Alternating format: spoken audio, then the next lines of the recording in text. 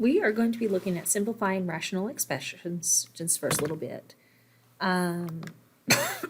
Before we can actually start solving equations or working with them in other ways, we need to learn how to first simplify just fractions when they have variables involved. And so just like whenever you're simplifying a regular fraction, you thought about the factors inside it, we're going to have to factor these two expressions. So we're going to take and factor your numerator and factor your denominator. And so when they are just squared terms, you get to factor using the box.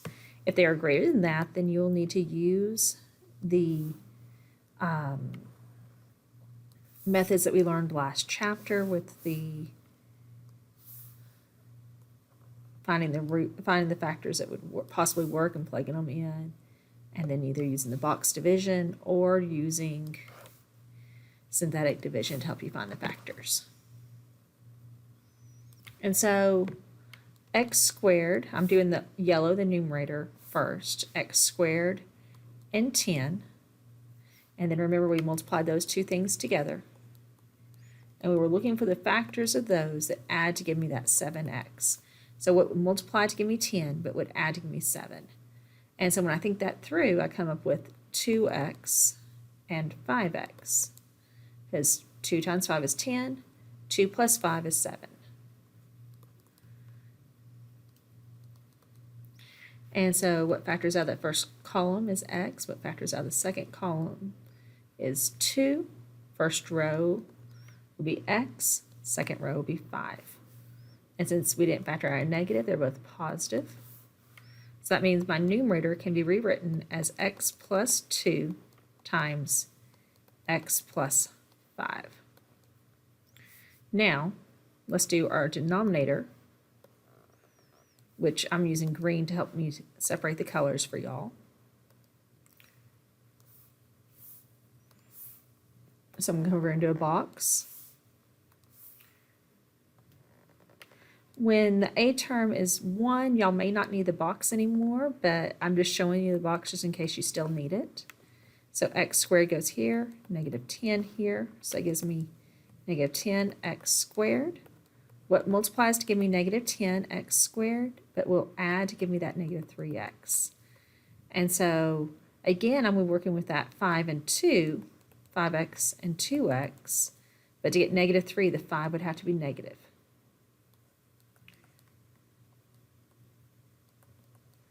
And so that first column gives me x, the second column gives me 2, it was positive.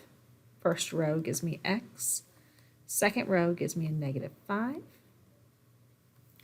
And so I have x plus 2 times x minus 5. Now we're looking, just like you would look at reducing in a fraction, you're going to look here to see what can reduce. These exactly match, and that means they can cancel. These two are close, but they don't exactly match. And so that means my final answer is x plus 5 divided by x minus 5. And I would be done if that's all I need to do. But the next thing it says is state any restrictions on the variable.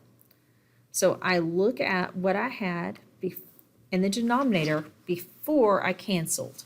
And so for my restrictions, I have x plus 2. Can't divide by 0, so that cannot be a 0. And neither can x minus 5 equal 0. And so that means that x can't equal negative 2 and x can't equal positive 5. And so my answer is complete by giving both the fraction and the restrictions. I want you to try to work this next problem on your own and then check it by checking in Edpuzzle. The video is going to also show you the work for it.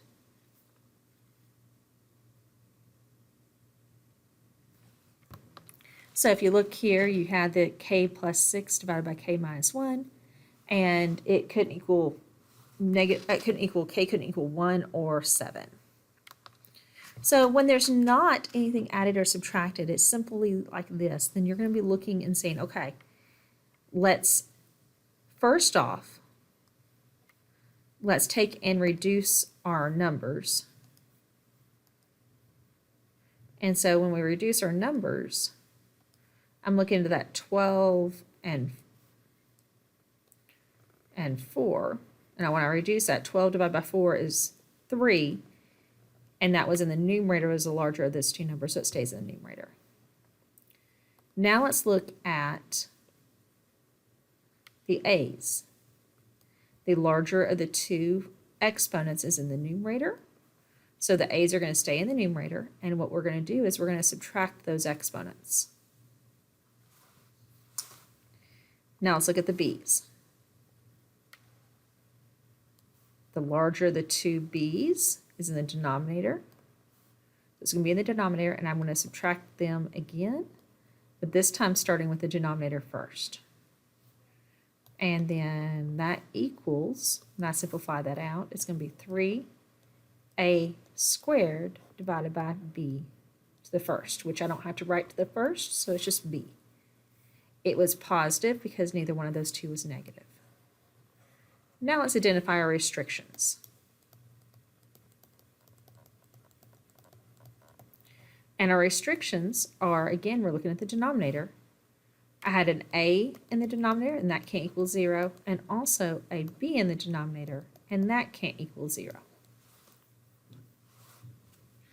I want you to work this next problem and check your work with the Edpuzzle. Also in the next slide will be a worked out solution.